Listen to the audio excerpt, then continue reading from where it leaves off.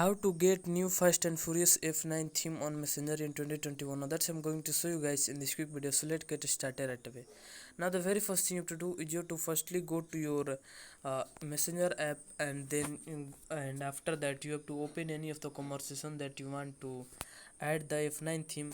Let's see I open this conversation, and then what you have to do is you have to click on the profile picture in the top left corner. When you click on this group profile picture, then you come to this page, and and under the this section under you can see the theme. So when you click on the theme, then in the first option you can see the F9 the first saga. So when you click on the F9 the first saga, then it is on the F9 the first saga. So that's basically it, that how you can get the Fast and Furious F9 theme on Messenger. So if you can't do this, if there is no option, then then your app is not up to date, or it is not updated. So please make sure to update the app, and then follow this process. Have a good day.